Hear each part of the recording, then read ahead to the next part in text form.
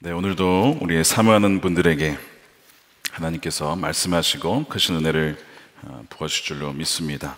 우리 창세기 23장 말씀을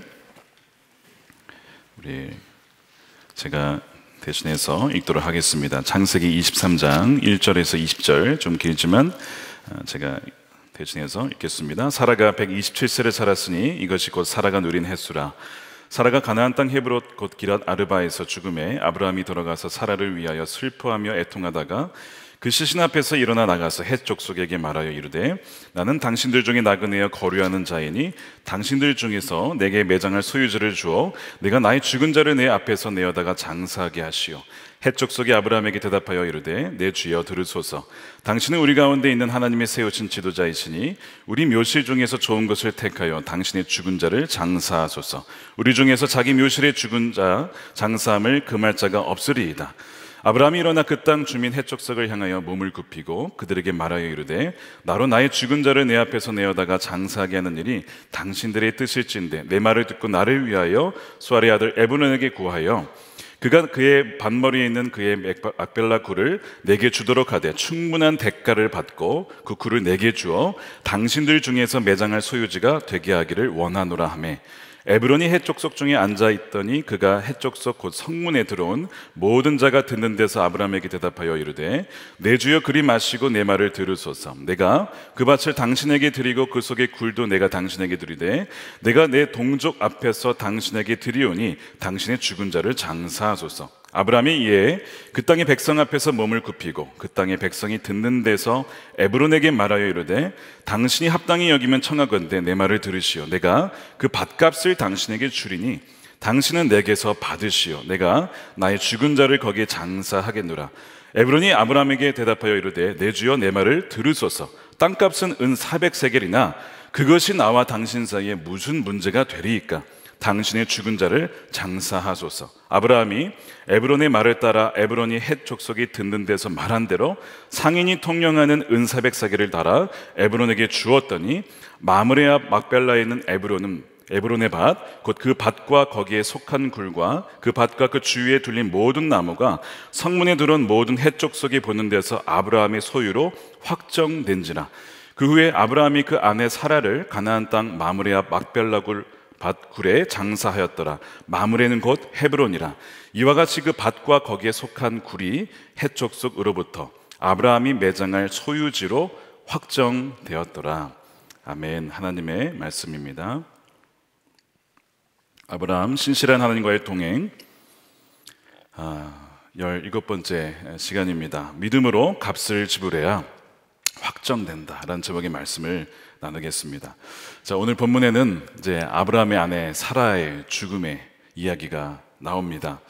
여러분, 배우자의 죽음은 인간이 받을 수 있는 가장 큰 스트레스라고 합니다. 스트레스 지수를 100으로 만점을 했을 때 정년 퇴직이 45점의 충격이고 직장에서의 실직이 47점, 이혼이 73점이라고 한다면 배우자의 사망은 100점이라고 합니다. 그러니까 아브라함이 받았을 그 충격을 여러분 가늠해 보실 수가 있겠습니까? 창세기 11장부터 믿음으로 아브라함과 사라는 함께 믿음의 여정을 해왔습니다. 사라가 127년을 살았다라고, 그러니까 여성으로서는 몇 년까지 살았는지 기록된 유일한 여성입니다. 127년을 살았어요. 그런데 이 사라는 아브라함의 이복 누이 동생, 그러니까 어릴 적부터 보고 자란 관계죠. 그러니까 길게 잡으면 정말 127년을 함께한 사이라고 할 수도 있겠습니다.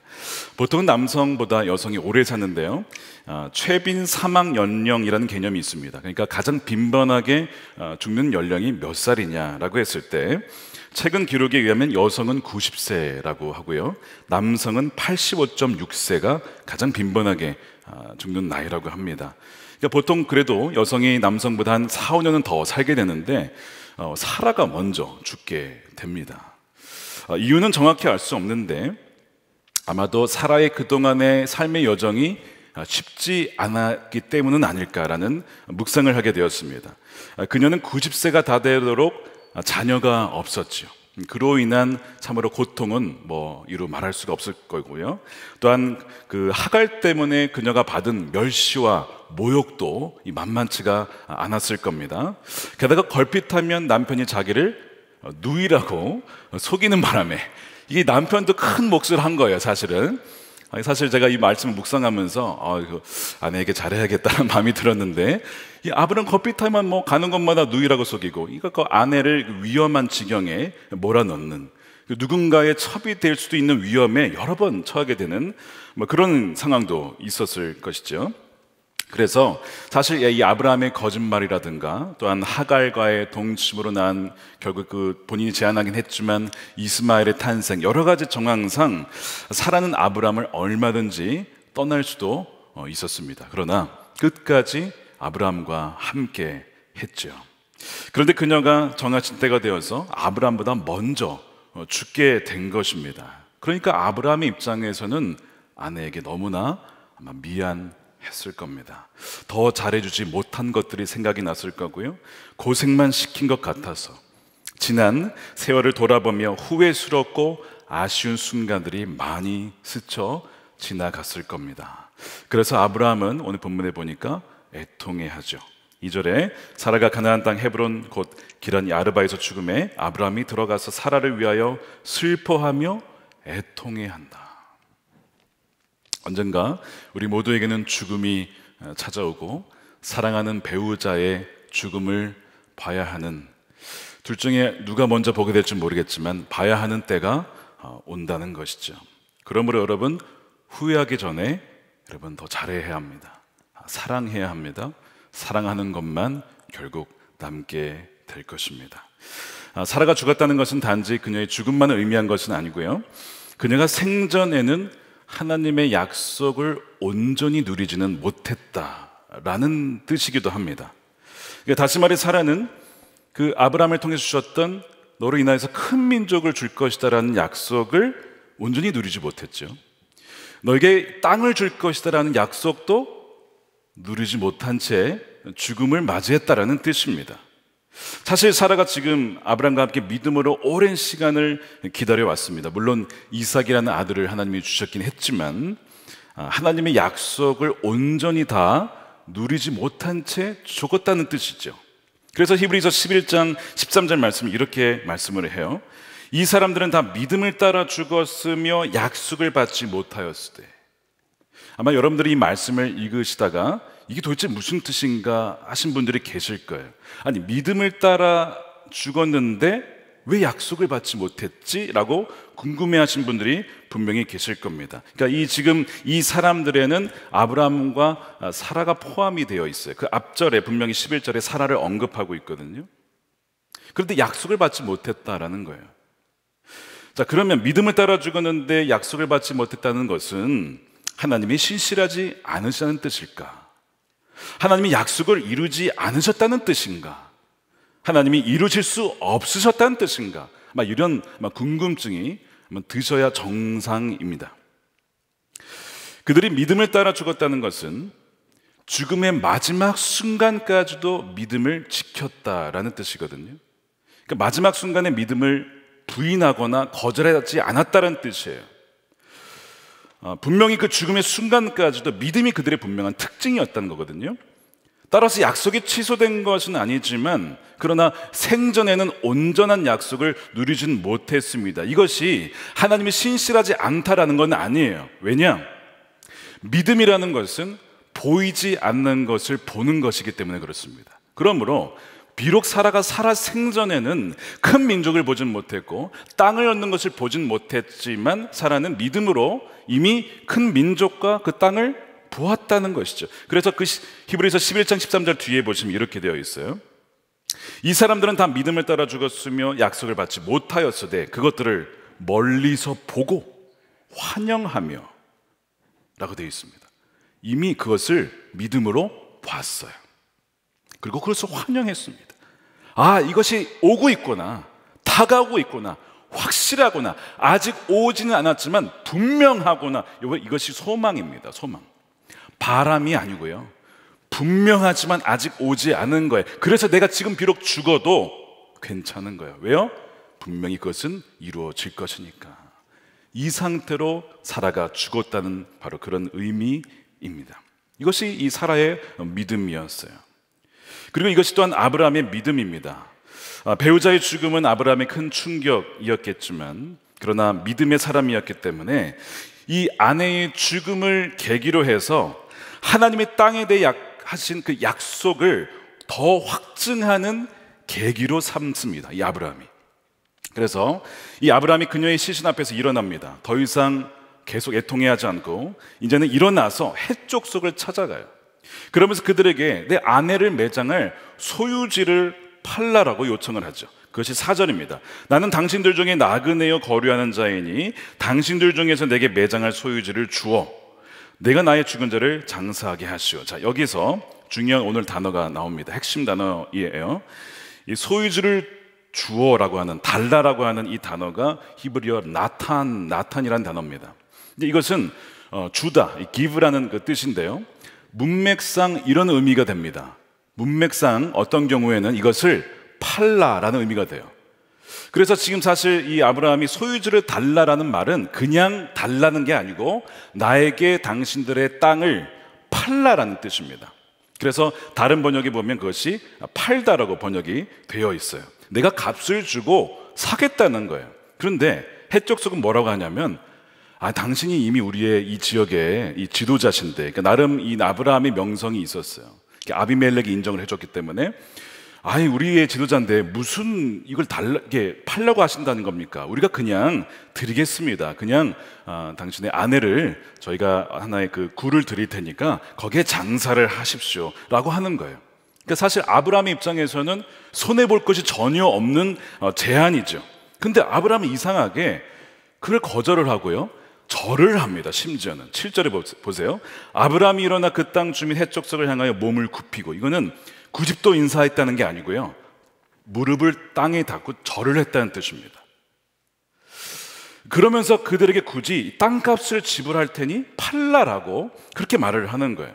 그럴 때 또 다시 해적속에서는 아니다, 이거는 그냥 우리가 장사할 수 있도록 땅을 굴을 내어줄 테니까 그렇게 하라. 아브라함은 아닙니다, 내가 사겠습니다. 계속 이 실랑이가 벌어지는 거예요. 그러다가 이 해족속 중에 이 에브론, 실제 땅 주인이 그 안에 있었어요. 그가 나서서 아브라함에게 그 땅을 드리겠다라고 하죠. 11절이죠. 내 주여 그리 마시고 내 말을 들으소서. 내가 그 밭을 당신에게 드리고, 나탄이에요. 그 속의 굴도 내가 당신에게 드리되, 나탄. 내가 내 동족 앞에서 당신에게 드리오니. 계속 나탄이 나와요. 그러니까 핵심 단어예요, 오늘. 당신의 죽은 자를 장사하소서. 계속 이것을 쓰라는 거야, 이 땅을. 그렇게 제안을 합니다. 우리 같았으면 역시 하나님의 은혜다, 와, 이거를 그냥 쓰라고 하네, 하나님이 예비하셔서, 이렇게 분명히 덥석 제안을 받았을 겁니다. 그런데 말씀드린 대로 이상하게도 아브라함은 그 제안을 받지 않아요.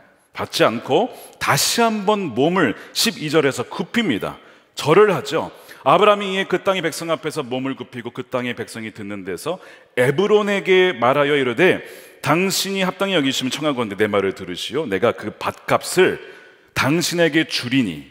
자, 이것이 역시 또한 나탄입니다. 내게서 받으라는 거예요. 자, 여기서의 이 나탄은 주는 것이 아니라 값을 지불하다, 네, 의미로 쓰였습니다. 똑같이 나탄인데 이번에는 값을 지불한다는 의미를 쓰인 거예요. 그래서 영어로는 to pay, 지불을 하다. 그래서 I will pay the price 이렇게 돼 있어요. 내가 그 밭값을 당신에게 줄 것입니다, 이렇게 얘기를 하죠. 그 값이 얼마냐? 에브론이 이런 얘기를 해요. 은 400세겔입니다. 땅값은 은 400세겔이기는 하지만 이게 뭐 중요한 겁니까? 그냥 거기에 장사하십시오, 이렇게 얘기를 하거든요. 그러니까 준다고 하면서 막 값이 얼마인지 막 불러요. 이제 계속 땅값을 올리는 거예요, 계속. 굉장히 노련한 사람입니다, 이 에브론이라는 사람이. 여러분 조심하십시오. 이런 분들 만나면 안 됩니다. 값을 계속, 이 아브라함이 급하다라는 걸 알아요. 장지가 없다는 것을 알고 값을 굉장히 높게 불렀어요. 이 400세겔이 얼마나 비싼 거냐? 당시에 노동자가 1년을 일하면 은 10세겔을 법니다. 그러니까 40년을 일해야 벌 수 있는 어마어마한 금액이에요. 자, 이로부터 이제 1000년 뒤에 다윗이 이 성전터 이 아리오나 타작 마당을 구매할 때 은 50세겔을 지불하고 삽니다. 그러니까 1000년 뒤가 그 땅을 사는데 은 50세겔인데 지금 1000년 전이에요. 이게 얼마나 비싼 값이에요. 말도 안 되게 지금 부동산 거품이 낀 상태입니다. 지금 이거를 제안을 한 거죠 지금. 그런데 그럼에도 불구하고 아브라함은요, 은 400세겔이나 되는 말도 안 되는 값을 왜 도무지 지불하려 하는지 이해가 되지 않는 거예요. 왜 그럴까요? 이 땅이 하나님이 주신 땅임을 그가 믿었기 때문에 그래요. 2절에 보면 사라가 어디에서 죽었는가? 사라가 가나안 땅 헤브론에서 죽었다, 이렇게 얘기를 하죠. 그러니까 성경은 오늘 본문에서 사라가 어디에서 죽었는지를 강조하고 있습니다. 19절에 보면 그곳은 마므레 앞이라고 되어 있어요. 헤브론이라고 되어 있습니다. 아브라함이 그의 아내 사라를 가나안 땅 마므레 앞 막벨라 밭굴의 장사였더라. 마므레는 곧 헤브론이라. 이게 마므레는 이 헤브론에서 약 3km 정도 북쪽으로 떨어진 곳이라서 사실 마므레가 헤브론이고 헤브론이 마므레입니다. 이 지역에서는 가장 높은 산지예요. 근데 이 헤브론에 있는 이 마므레가 어떤 곳이었냐면, 여러분 이제 기억나시는지 모르겠지만 아브라함이 롯과 헤어진 다음에 마음이 좀 약간 공허했습니다. 그때 하나님이 동서남북을 봐라, 내가 이 땅을 너에게 줄 거야 약속하시거든요. 그리고 그 약속을 듣고 온 곳이 어디냐면 마므레입니다. 창세기 13장 17절이죠. 너는 일어나 그 땅을 종과 횡으로 두루 다녀보라, 내가 그것을 너에게 주리라. 이것이 역시 나탄입니다. 하나님이 주겠다고 하셨어요. 이에 아브라함이 장막을 옮겨 헤브론에 있는 마므레 상수리 숲으로 이르러 거기에 거주하며 뭐 했어요? 거기서 여호와를 위하여 제단을 쌓은 것이 마므레 헤브론입니다. 그러니까 예배터예요. 그러니까 하나님의 약속이 있는 곳입니다. 마므레라고 하면 하나님이 땅을 나타내 주신다고 했지, 약속의 땅을 상징하는 곳이 바로 이 마므레 헤브론입니다. 그래서 마므레 하면 아브라함은 이 약속이 생각이 나는 것이죠. 약속하신 땅을 상징하는 것이 뭐라고요? 마므레요 헤브론입니다. 사실 이 막벨라 굴, 이 헤브론에 있는 막벨라 굴은 굉장히 작은 곳이죠. 땅까지 해서도 얼마 안 되는 작은 땅입니다. 그런데 그가 이렇게 비싼 값을 치고서라도 이것을 구매하려는 것은 하나님이 땅을 주시겠다고 하는 그 약속에 대한 믿음 때문이에요. 그래서 비록 이 작은 땅이긴 하지만 결국 이 작은 땅으로 말미암아 가나안 땅이 온전히 나의 것이 될 것이라는 그 믿음이 있었던 것이죠. 그러니까 이 아브라함의 땅 구매는 믿음의 행위였고 믿음의 바로 표시였던 것입니다. 자, 여러분, 그가 한 일은 대가 지불이에요. 값을 치르는 일이었습니다. 그래야만 소유로 확정되기 때문에 그래요. 자, 오늘 마지막 부분에 두 번이나 반복되는 표현이 나와요. 뭐냐면 우리 한번 18절을 보십시오. 성문에 들어온 모든 헷 족속이 보는 데서 아브라함의 소유로 확정된지라. 그 다음에 20절에도 이와 같이 그 밭과 거기에 속한 굴이 헷 족속으로부터 아브라함이 매장할 소유지로 확정되었다. 자, 여러분 이 말씀을 잘 보시기 바랍니다. 이 지금 성경은 무슨 얘기를 하고 있냐면, 작은 헤브론의 막벨라 굴이지만 아브라함이 믿음으로 그 땅을 구매하였을 때 무슨 얘기를 하고 있냐면, 사실상 그때 가나안 땅은 그의 땅으로 확정되었다 라고 말씀하는 거예요. 여러분, 이것이 믿음입니다. 그 작은 굴과 밭이지만 대가를 지불하여 그 믿음으로 대가를 지불한 그 땅은 가나안 전체를 의미하고 더 넘어서서 영원하신 하나님의 나라를 확정짓는 바로 그 순간이었다는 것이죠. 그것을 지금 강조하고 있는 거예요. 하나님이 아브라함에게 계속 약속하실 때 쓰신 표현 중에 하나가 바로 소유라는 표현입니다. 창세기 15장 7절에 그에게 이르시되 나는 이 땅을 내게 주어, 여기 나탄이에요, 그 소유를 삼게 하려고, 이렇게 말씀하셨죠. 17장 8절에도 내가 지금 나그네로 사는 이 가나안 땅을 너와 내 뒤에 있는 자손에게 영원한 소유로 모두 주고, 나탄입니다. 나는 그들의 하나님이 될 것이다 라고 말씀을 하세요. 그래서 그 주겠다는 약속을 믿어서 지금 아브라함은 뭘 하고 있는 거예요? 나탄이에요. 자, 잘 보십시오. 하나님이 주겠다 나타냈는데 그것을 믿었기 때문에 아브라함 뭘 했다고요? 나탄, 값을 지불했다라고요. 자, 13절에 내가 그 밭값을 당신에게 주리니. 하나님이 영원한 소유를 주겠다고 했을 때 거기에 대한 값을 치르는 것이 아브라함이었고, 오늘 그 믿음대로 값을 치렀을 때 그의 소유로 확정되었다라는 겁니다. 그래서 오늘 23장의 결론이 암시하는 것은 땅을 얘기하고 있는 거예요. 자, 21장에 이삭을 주셨고 22장에는 이삭을 드리라고 했어요.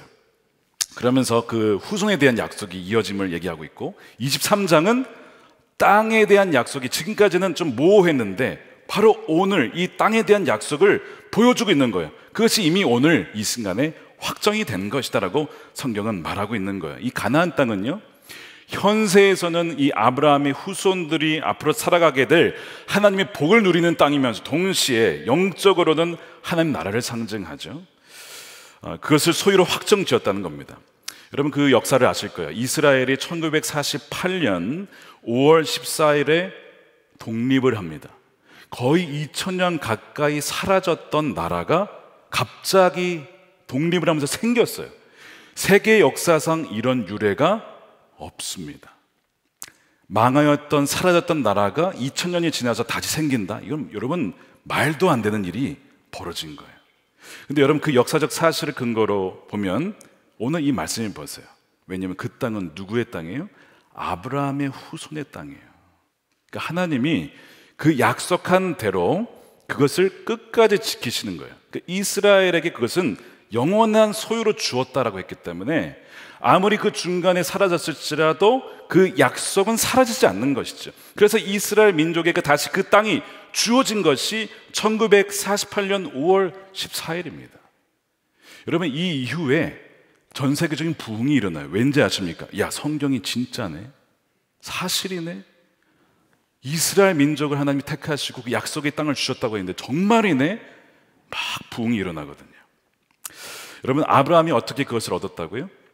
하나님이 주시겠다라고 하는 그 나탄의 약속에 뭐 했어요? 나탄으로 값을 지불했어요. 대가를 지불했어요. 그래서 22장은 독자 이삭이라고 하는 그 큰 민족이라고 상징되는 이삭을 하나님께 드림으로써 대가를 지불했죠. 근데 다시 얻었잖아요. 23장은 막벨라 굴이 상징하는 약속의 땅을 얻기 위해서 은 400세기라는 어마어마한 금액을 대가로 지불을 하고 뭘 얻는 거예요? 영원한 땅을 소유로 얻게 된 것입니다. 이것을 말하고 있는 거예요. 그래서 아브라함이 다른 믿음의 사람이 참 많지만 왜 믿음의 조상이냐는 거예요. 큰 민족의 시작이고 또한 그 영원한 소유로 상징되는 하나님 나라의 또한 그 시작을 가리키는 사람이 바로 이 아브라함이기 때문에 그래요. 자, 그래서 오늘 23장에서 신실하신 하나님과 동행하는 삶의 매우 중요한 원리가 여기 나옵니다. 자, 값없이 우리에게 주시는 하나님의 은혜, 그 나탄이죠. 그 은혜는 하나님의 값없이 주시는 정말 은혜예요. 그런데 믿음으로 거기에 나탄, 값을 지불하면 약속이 확정된다라고 하는 것을 말하고 있는 거예요. 자, 여기서 아마도 혼동이 오는 분이 계실 거예요. 아유, 은혜면 은혜지 무슨 값을 지불합니까? 하나님이 다 값을 지불한 것이 은혜 아닙니까? 라고 생각하는 분들이 분명히 계실 거예요. 은혜와 대가 지불을 여러분 혼동하시면 안 돼요. 명확한 이 관계를 이해하셔야 됩니다. 왜냐하면 이것이 창세기부터 계시록까지 계속 이어지는 개념이에요. 하나님의 은혜와 약속과 대가 지불은 연결되어 있어요.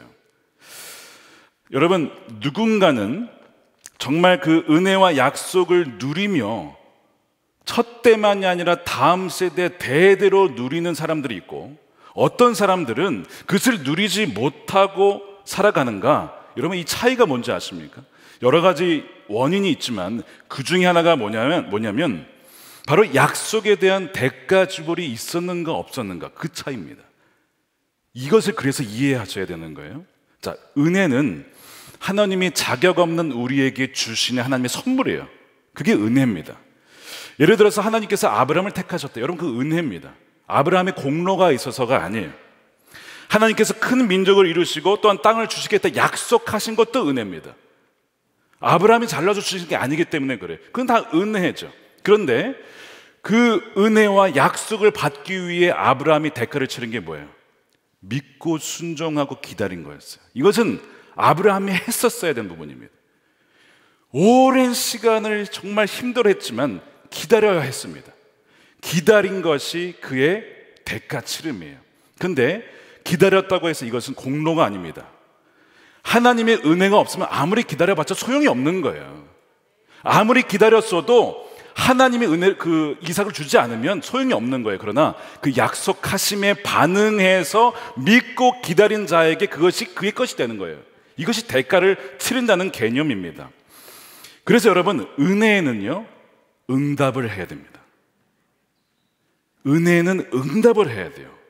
믿음으로, 순종으로, 혹은 기다림으로 대가 지불을 해야 된다는 거예요. 제가 다른 예를 한번 들어볼게요. 가족이 식사를 하는데 어머니가 불고기를 사왔어요. 그래서 양념을 재워가지고 요리를 했습니다. 자, 이 불고기는 은혜입니다. 왜냐하면 아이들이 와서 먹을 때 이 불고기 이제 소에 대해서 키우지도 않았고 또한 먹이지도 않았어요. 그리고 자기가 값을 지불한 것도 아닙니다. 엄마 아빠가 지불해서 가져온 거니까 아이들 입장에서는 전적인 것은 불고기는 은혜입니다. 그렇죠? 근데 이것이 그들의 것이 되기 위해서 뭐 해야 됩니까? 자, 불고기 먹으라 했을 때 방에서 나와서 식탁에 앉아야 됩니다. 그리고 자기 젓가락으로 불고기를 찍어서 입에 넣어서 소화를 시켜야 자기 것이 되는 거죠. 그러니까 불고기는 은혜인데 이것이 그들의 것이 되기 위해서는 뭐 해야 돼? 대가를 치러야 된다는 거예요. 사실 뭐 이 정도는 대가도 아니죠. 먹는 게 무슨 대가입니까? 그런데 이것조차도 안 한 사람들이 많다는 거예요. 이것조차도 안 한 사람들이 많다는 거예요. 성경에 보면 약속에 대한, 정말 은혜로 주신 약속에 대해서 대가를 지불한 예들이 너무나 많습니다. 말씀드린 대로 약속을 누리는 자와 누리지 못한 자의 차이가 뭐냐? 대가 지불이 있다니까요. 자, 또 하나 예를 들어볼게요. 예수님이 너는 나를 따르라 했어요. 예수님이 제자를 삼는 방식은 공개 모집이 아닙니다. 자, 선착순 30명 이게 아니었어요. 예수님은 선택하셨습니다. 너 나를 따라와. 너 날 따라와. 이게 예수님이 제자 삼는 방식이었습니다. 그런데 이런 일이 있었어요. 선택을 받는 것은 뭐예요? 은혜죠. 엄청난 은혜입니다. 근데 성경을 읽어보면 진짜 기가 막힌 일이 있는데 선택을 받았는데 여러 가지 조건을 걸면서 안 가요. 거기에 예수님이 불렀는데 그런 사람들이 있어요. 은혜가 되지 못한 거죠. 무슨 얘기를 하냐면 이해는 돼요. 장례를 치르게 해달라는 겁니다. 근데 그때 예수님이 뭐라고 하시죠? 너는 죽은 자를 장사하게끔 하고 사람들로 하고 너는 나를 따르라. 대가 지불하라는 거예요.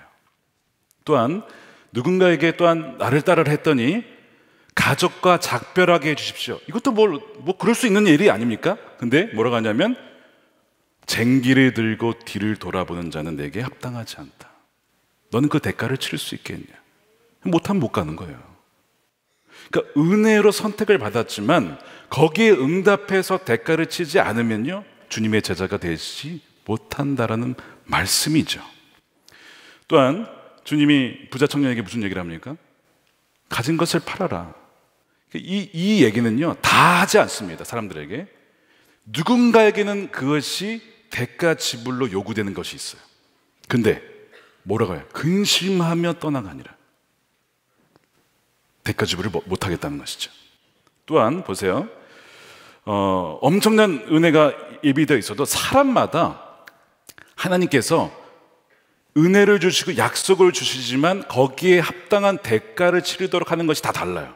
어떤 사람에게는 그것이 가족이고 어떤 사람에게는 자녀고 재정이고 야망이고 학업일 수도 있습니다. 명예일 수도 있습니다. 개인적인 이익 다 다릅니다.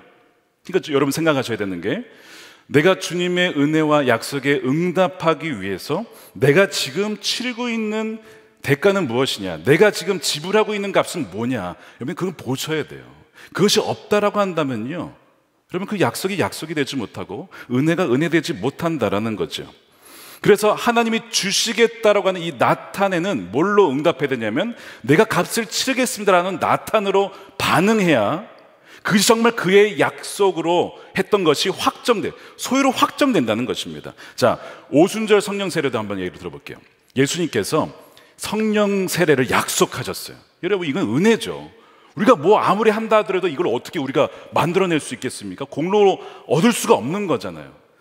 사도행전 1장 4절에 사도와 함께 모이사 그들에게 분부하여 이르시되 예루살렘을 떠나지 말고 내게서 들은 바 아버지께서 약속하시는 것을 기다리라.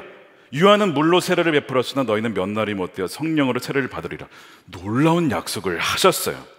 그러니까 이거는 전적인 은혜죠. 자, 근데 이것이 은혜가 약속이 우리의 것이 되려면, 그들의 것이 되려면 뭘 해야 되죠? 대가를 치러야 됩니다. 두 가지 대가가 있었어요. 첫 번째는 예루살렘을 떠나지 말아야 했습니다. 핍박이 있을 수 있는 그 예루살렘을 떠나지 말아라. 위험을 감수해야 된다는 거예요. 두 번째가 있습니다. 기다리라는 것입니다. 마가의 다락방에 기다리라는 거예요. 이 두 가지, 어려울 수도 있지만 그렇게 어려운 것도 아니에요. 성령 세례를 받는다는데 이 두 가지가 뭐가 그렇게 어렵냐고요. 몇 날이 못 되어서, 사실은 열흘이었습니다. 근데 예수님이 몇 날이라고 하면서 정확한 날짜를 알려주진 않았어요. 내가 알려주지 않아도 계속 믿음으로 기다리겠냐라고 시험하신 거예요. 이것도 결국 열흘이 지났을 때 거기에 믿고 순종하여 떠나지 않고 기다린 120명은 성령 세례를 받습니다. 이것이 대가 지불이에요. 여러분, 어떠한 대가를 지금 지불하고 계십니까? 지금 대가를 치르지 않으면 은혜를 아무리 주셔도 그 사람의 것이 되지 못한다는 것이죠. 지난주 새벽기도 룻기를 우리가 이번 주에 묵상하면서 고엘 제도가 있었어요. 그러니까 룻이 지금 이제 뭐 남편이 죽고 나오미도 다 아들을 잃었기 때문에 이제 대가 끊긴 겁니다. 고엘 제도는 자기가 대신 그 가문을 이렇게 속량을 해서 대신 책임을 지겠다는 거거든요. 그래서 1순위가 있었어요.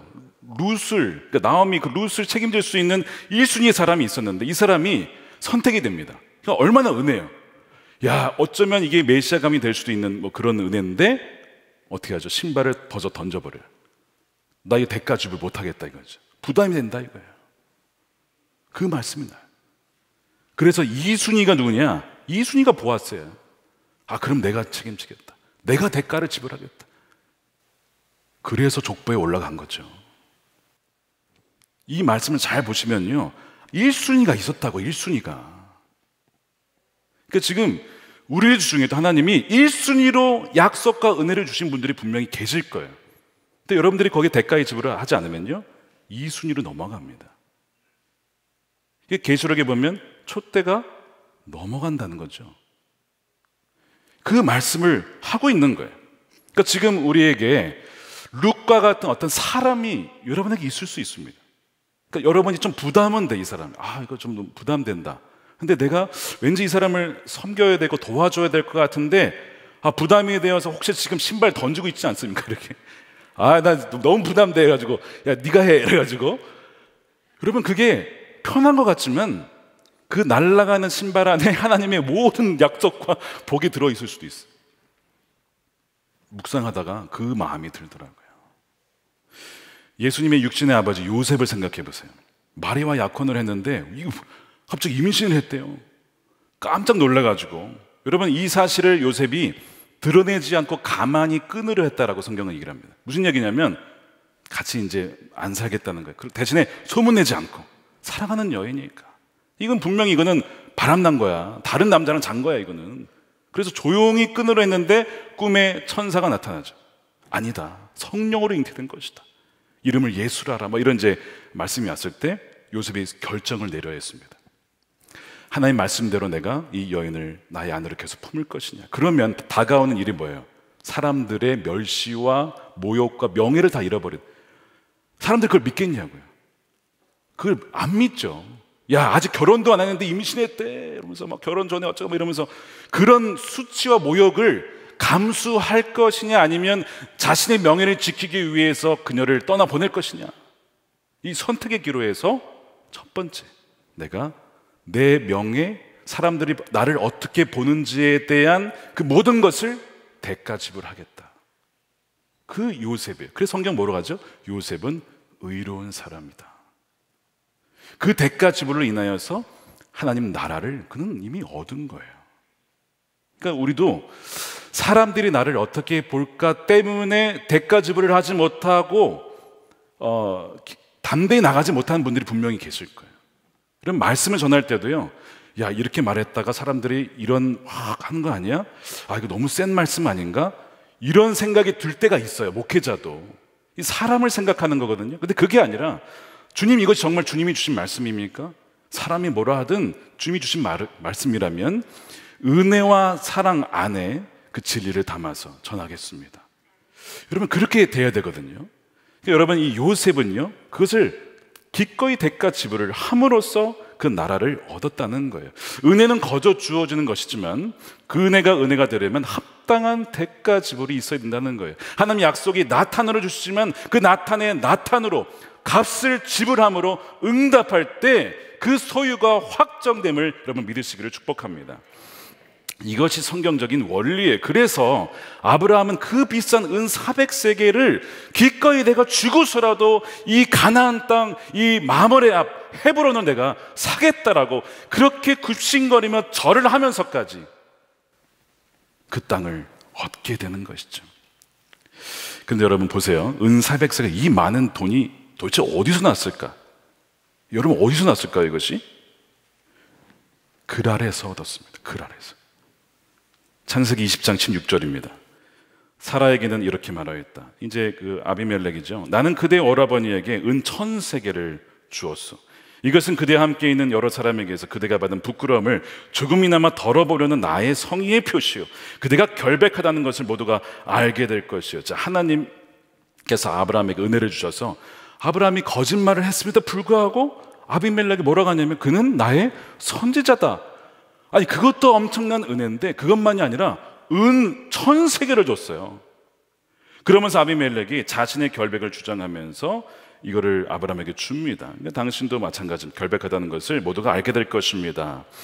그 은 1000세겔이 이미 주어졌어요.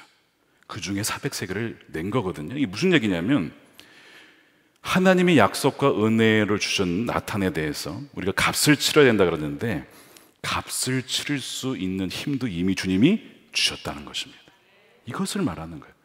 이미 우리에게 힘을 다 주셨어요.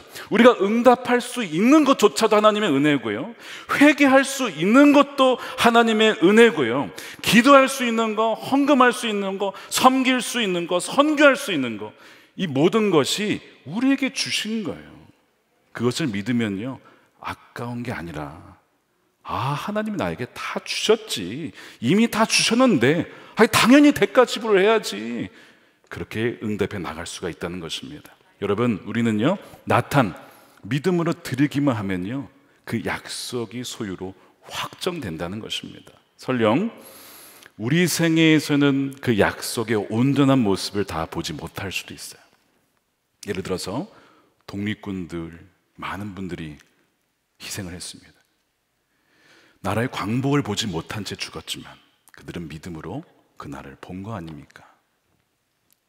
여러분, 다윗이 처음으로 왕이 된 곳이 바로 이 헤브론입니다. 그러니까 이 아브라함과 이삭과 야곱과 이 신앙의 중심지가 헤브론이고, 다윗의 시작이면서 남유다의 수도가 되면서 이 이스라엘의 역사의 시작이 헤브론이에요. 그러니까 이 헤브론은 하나님 나라를 상징하는 이스라엘의 시작이라는 상징성을 가진 곳입니다. 아브라함의 믿음대로 된 거예요. 그가 대가를 치렀기 때문에 실상 바로 이날 그 땅은 그의 것이 확정된 것입니다. 여러분, 주님과 동행하며 주님에 의해서 쓰임받고 싶은 분들 많으실 겁니다. 그러면 여러분 뭘 해야 돼요? 믿음으로 대가 지불을 해야 돼요. 여러분이 지금 하고 있는 나탄, pay the price, 무엇을 대가 지불을 하고 계십니까? 여러분이 대가 지불을 해야 될 막벨라 굴은 뭐냐는 거예요. 각 사람에게 맞게, 각 사람의 믿음의 수준에 맞게 대가 지불을 하나님은 원하십니다. 한 2년 전에 한 대학교의 한 연구소에서 기독 청년 700명을 대상으로 설문조사를 했습니다. 이 시대에서 최고 가치가 무엇이냐? 92%가 돈이라고 기독 청년이 얘기를 했어요. 착한 사람이 손해보는 시대라고 85%가 답을 하면서 이런 얘기를 합니다. 기독 청년 40%가 성경대로 살면 사회에서 성공할 수 없다라고 답했어요. 무슨 얘기냐면 말씀대로 대가 지불을 하는 것은 손해다라고 여기는 것이 10명 중에 4명이라는 뜻이죠. 기독 청년이 그렇게 답했어요. 저는 왜 그들이 그렇게 생각했을까? 그 주위에 그분들이 무슨 얘기를 하냐면요, 성경대로 사는 사람이 별로 없다라고 답한 비율이 61%래요. 그러니까 자기 주변의 10명 중에 6명은 말씀대로 살지 않는 그리스도인입니다, 이런 얘기를 한 거거든요.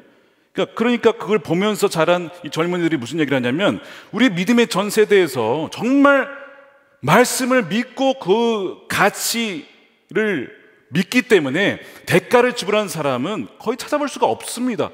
그러니까 이런 답변이 나오더라는 것이죠.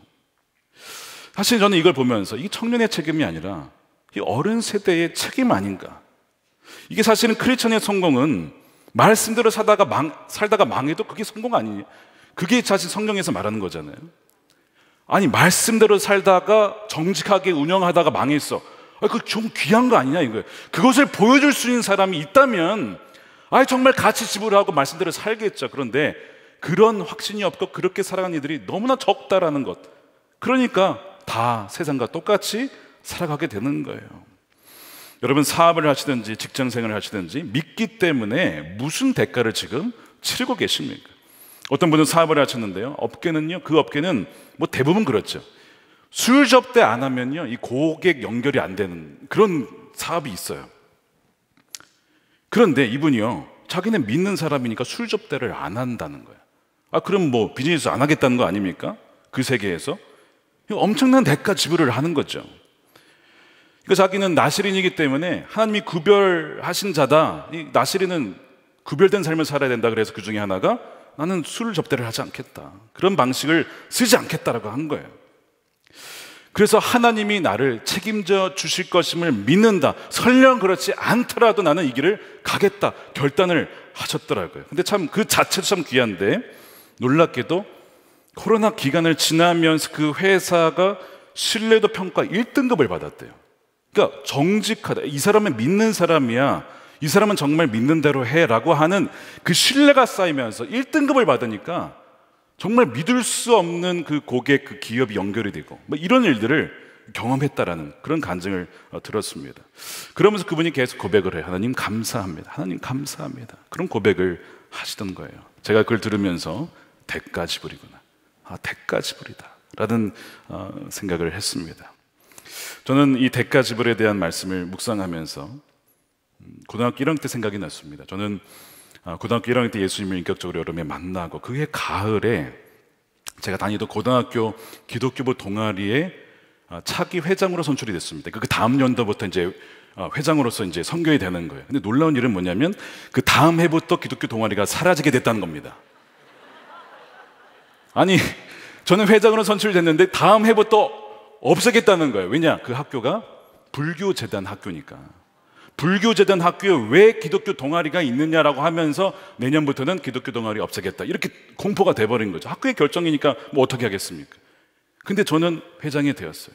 부회장도 있어요, 찬양부장도 있어요, 기도부장도 있어요. 부장은 다 세워놨는데 없어졌어, 동아리가. 그때 예수님을 인격적으로 만난 지 얼마 안 됐지만 그래도 믿음의 가문에서 자랐기 때문에 든 마음이 있었어요. 주님, 공식적인 기독교 동아리는 없어졌지만 우리가 예배 재단을 포기하지 않겠습니다. 그래서요, 점심시간에 음악실에 모여서 찬양하고 기도했어요. 몰래 했는데 뭐 봐도 괜찮다라는 마음으로 모여서, 소수지만 그 뭐 부장으로 뽑혔으니까 어떻게 해야 될 거 아니에요. 어쨌든 너 사명 괜히 주는 거 아니야? 이러면서 제가 그러면서 이제 모여가지고 한 4-5명이 모여서 음악실에서 예배하고, 그 소문을 들은 어떤 분께서 그 학교 앞에 교회가 있었는데 교회에서 모임을 할 수 있도록 열어주셔서 1년 동안을 지하교회 언더그라운드 처치를 하게 된 거예요.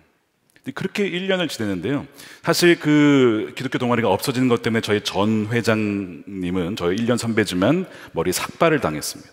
항의를 하다가 이놈 말을 안 듣는다 그래서 머리를 밀어버린 거예요. 이렇게 완전히. 뭐 그런 어려움도 있었고, 그러니까 그렇게 1년을 보내던 중에 1년이 지나서 거의 막판 1년 다 됐을 때쯤에 이런 소문이 어떻게 나가지고 어느 신학교의 신문사에서 취재가 나온 거예요.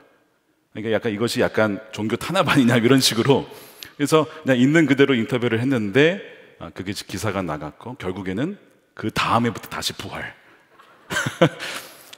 그래서 그 제가 한 게 아니라 정말 하나님께서 그 과정을 인도해. 저는 이제 그러고 나서 다른 학교로 전학을 갔어요 또.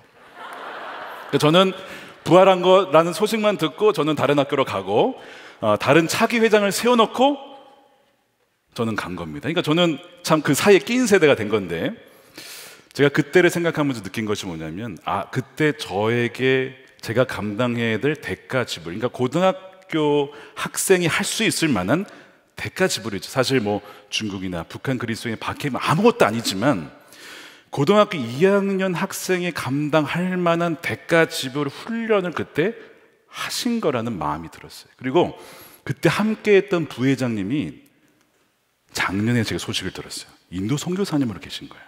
와, 너무 귀하시더라고요. 와, 그때 함께 그렇게 무릎 꿇고 운동장에서 또 우리 음악실에서 교회 앞에서 했던 그 모든 순간들이 다 생각이 나는데, 인도 선교사로 계시다라고 하는 소식을, 그 인도 선교사님으로부터 떠오른 소식을 들어서 너무 감사하다. 하나님께서 그때 그 헌신을 받아주셨구나 하는 것이 생각이 났어요.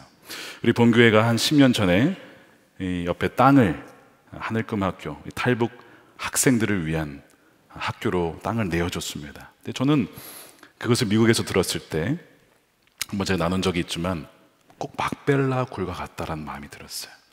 작은 땅이죠. 사실은 뭐 큰 땅은 아니지만 이 땅을 우리 하나님께 드림으로써, 값을 지불함으로써 사실은 무엇을 얻었다라고 믿는 겁니까?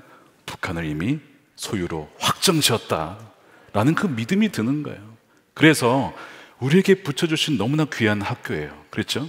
하나님이 우리에게 막벨라 굴로 주신 곳이 바로 이 하늘금 학교입니다. 그러니까 저는 기도할 때마다 하나님이 이미 우리가 이것을 그 땅으로 내어드릴 때 하나님께서는 이미 북한 땅을 소유로 확정했더라라는 그 믿음이 드는 거죠. 그러니까 우리가 계속 그 기도를 쉬지 말아야 됩니다. 주님, 그날을 이미 우리가 멀리서 바라보고 환영합니다.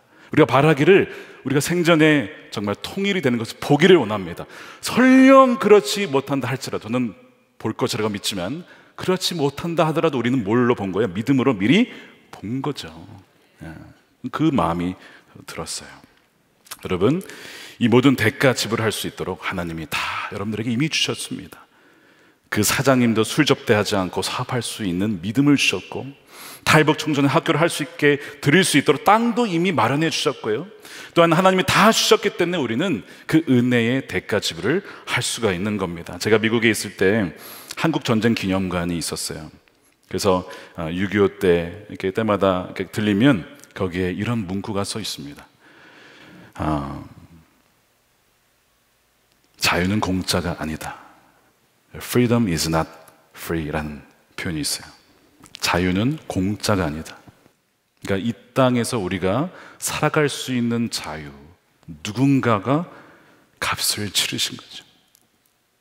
우리의 대한민국 국군을 비롯해서 미국의 54,246명의 젊은이들의 핏값이 뿌려진 것이 이 한반도 대한민국입니다. 누군가의 희생이 이 나라를 세웠고 또한 지켰고 우리에게 자유를 준 것이죠. 무엇보다도 예수님께서 핏값으로 산 땅 아닙니까? 우리는 예수님의 사랑에 빚진 자들을, 조선의 복음을 들고 왔던 순교자의 핏값이 있어요. 토마스 선교사님 오자마자 목배임을 당했죠. 그런데 그의 핏값으로 이 조선 땅이 복음화가 되었습니다. 이미 그는 그때 봤을 거예요. 조선이, 대한민국이 바로 하나님의 나라가 되는 것, 그것을 보았기 때문에 온 것이죠. 그러므로 우리도 마땅히 믿음으로 대가를 치러야 합니다. 우리가 우리 세대만이 아니라 우리 다음 세대, 그 다음 세대, 그 다음 세대, 먼 후손까지도 바라보고 멀리서 바라보며 환영하며 믿음으로 대가를 지금 치러야 될 것이 뭐냐? 우리가 그것을 믿음으로 드릴 때 주님께서 분명히 말씀하실 거예요. 너희가 기도하고 바라고 원하던, 그리고 기다렸던 그 약속이 너희가 오늘 그 대가를 치른 날 확정되었다 라고 말씀하신 줄로 믿습니다.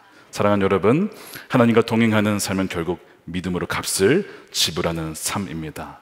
하나님의 은혜를 주신 그 나탄에 대해서 우리도 나탄으로 값을 지불할 때에 그 놀라운 약속의 성취를 믿음으로 바라보고 또한 그것을 환영하며 그렇게 주님과 함께 신실히 걸어가는 저와 여러분들의 삶이 되시기를 주님의 이름으로 축원드립니다. 우리 함께 기도하겠습니다.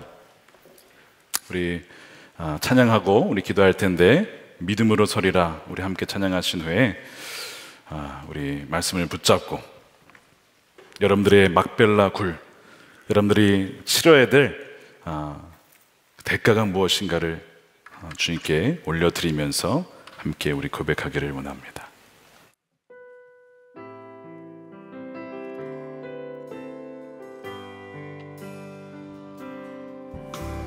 이곳에 임하신 하나님 나라 가난한 마음으로 바라보리라.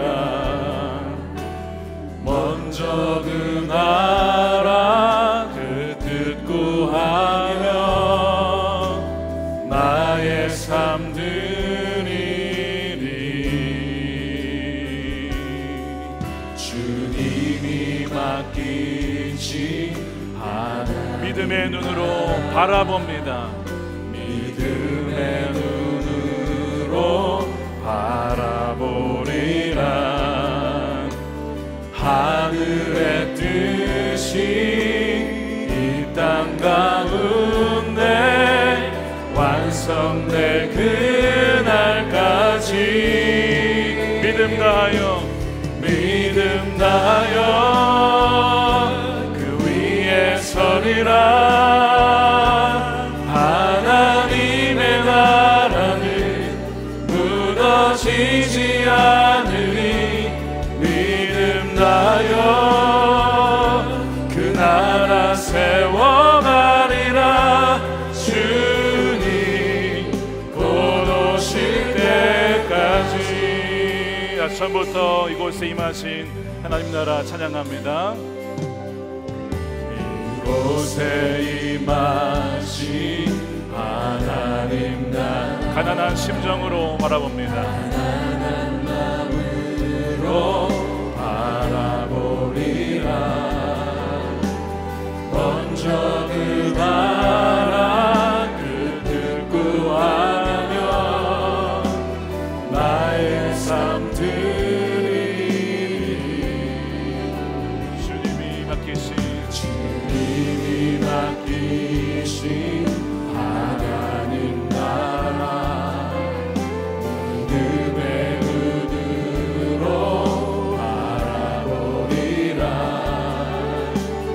하늘의 뜻이 이 땅 가운데 완성될 그날까지. 두 손 들고 믿음 다하여 믿음 다하여 그 위에 서리라.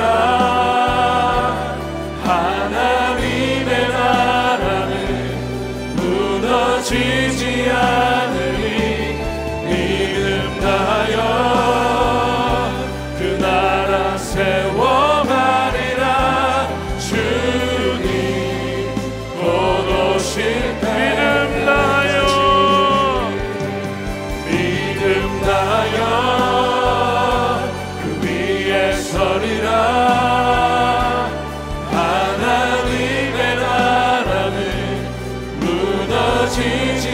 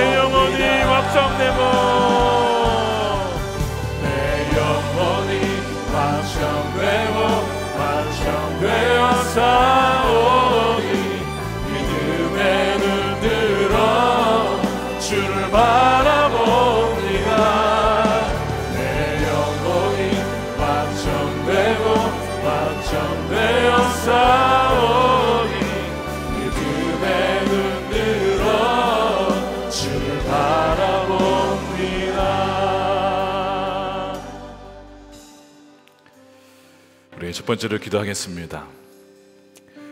아브라함이 오늘 말씀에 자기는 나그네라고, 거류하는 나그네라는 표현을 씁니다. 그게 가진 것이 참 재산이 많았지만 그러나 그는 나그네라고 표현해요. 거기에 오래 살았습니다. 굉장히 오랜 시간을 거기에 살았기 때문에 사실상 더 이상 나그네가 아니지만 왜 나그네라고 했을까? 언젠가 주님 앞에 설 때가 오기 때문에 그렇습니다. 그래서 아브라함은 그 영원한 나라를 믿음으로 보고 이 땅에서 살아갈 때에 영원한 가치를 위하여 기꺼이 자신의 귀한 것을 들여서 값을 지불한 삶을 살았습니다. 우리가 믿음의 눈이 열린다면 이 땅을 살아가는 잠시 왔다 가는 인생 가운데 정말 고귀한 예수 그리스도 그분을 얻기 위하여 사도 바울은 모든 것을 배설물로 여겼다라고 했는데, 우리도 영원하신 주님 그 나라를 얻기 위하여 당연히 대가를 지불해야 합니다. 주님, 우리가 헛된 것에 우리의 눈이 빼앗기지 않게 하시고 믿음의 눈이 활짝 열려서 기꺼이 주님의 은혜로 주시고 약속하신 그 나탄에 응답하여 우리도 나탄 기꺼이 값을 지불하는 그런 믿음의 사람이 되게 해달라고 우리 주여 한번 외치고 기도하겠습니다. 주여, 그렇습니다. 주님, 우리의 믿음의 눈이 더욱더 활짝 열리기를 원합니다. 잠시 왔다 가는 나그네의 삶, 영원히 이 땅에 살 것마냥 살지 않게 하여 주시옵소서. 언젠가 죽음을 맞이하게 될 텐데 주여, 영원한 그 가치와 아버지 하나님 예수 그리스도를 얻기 위하여 모든 것을 배설물로 여겼던 사도 바울과 같이 하나님 우리도 마땅히 대가를 치르고 주 예수 그리스도를 얻기 위하여 우리 자신을 온전히 내어드리는 믿음의 사람, 예수님과 함께 동행하는 사람이 되게 하여 주시옵소서. 어느 한 성도도 아버지 하나님 그 여정에서 아버지 뒤처지거나 이탈한 자가 없게 하여 주시고 아버지 앞서가시며 동행하시며 뒤에서 밀어주시고 위에서 보호해 주시는 하나님의 인도하심을 따라서 이 믿음의 여정을 나가내는 삶을 끝까지 완주할 수 있도록 하나님의 은혜를 더하여 주시옵소서. 말씀을 통하여 성령의 임재를 통하여 우리의 믿음의 눈이 활짝 열리기를 원합니다. 우리의 마음을 지켜서 생명의 근원을 지키며 헛된 것에 우리번거리며 아버지 방황하지 않게 하여 주시고 아버지 하나님 정말 하나님 우리 인생이 너무나 짧습니다. 헛된 것이 우리 인생을 드리지 않게 하시고 아버지 하나님 one thing 오직 주님만을 바라보며 나아갈 수 있도록 아버지 이 시간 우리 가운데 정결케 하여 주시고 성결케 하여 주시고 순결케 하여 주시고 one single focus 주님만을 온전히 바라보며 믿음의 주에 온전케 하신 주님만을 바라보며 나아가는 우리 귀한 성도들이 되게 하여 주시옵소서. 찬양합니다. 감사합니다.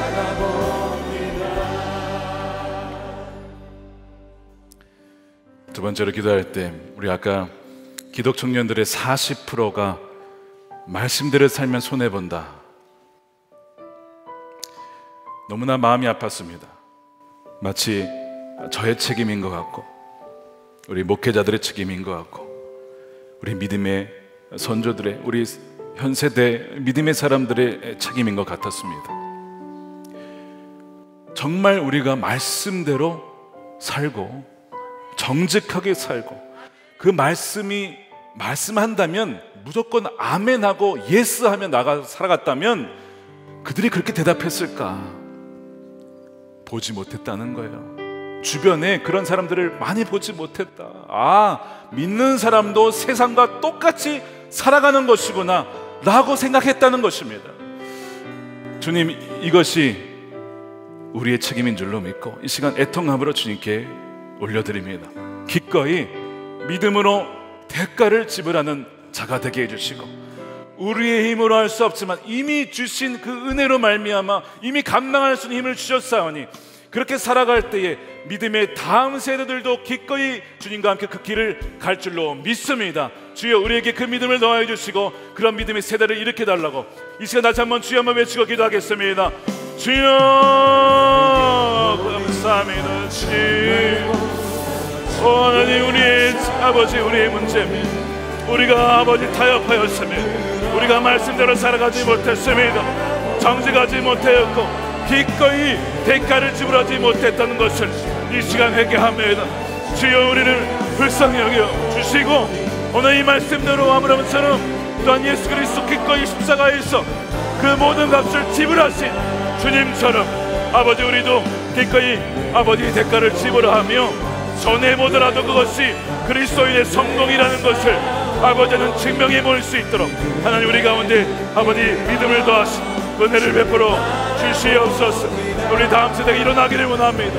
더욱더 믿음의 궁일 세대가 일어나기를 원합니다. 주님, 아버지, 우리에게 오늘 이 산정 말씀을 통해서 아버지 나타낸 귀한 말씀을 허락해 주셨사오니 우리가 이것을 드릴 땅이 소유로 확정되고 이미 얻은 땅 아버지 기꺼이 아버지 우리 이웃을 위하여 우리의 아버지 다음 세대를 위하여 흘려보내며 기꺼이 드릴 수 있는 우리 모든 우리 귀한 성도들, 믿음의 사람들이 되게 하여 주시옵소서. 오 하나님, 찬양합니다. 이미 모든 것을 공급하여 주신 하나님의 은혜에 감사함으로 순종함으로 기꺼이 드릴 수 있는 우리의 삶과 너의 삶이 되게 하여 주시옵소서. 아버지, 다음 세대가 이전의 영광보다 더 큰 영광으로 임하게 하여 주시옵소서. 아버지, 다른 세대가 되지 않게 하시고 여호와를 알지 못하는 세대가 아니라 더욱더 뜨겁게 주를 사랑하며 주만을 위하여 자신의 인생을 온전히 드리고 헌신할 수 있는 우리 청년 세대, 다음 세대가 되게 하여 주시옵소서. 감사합니다.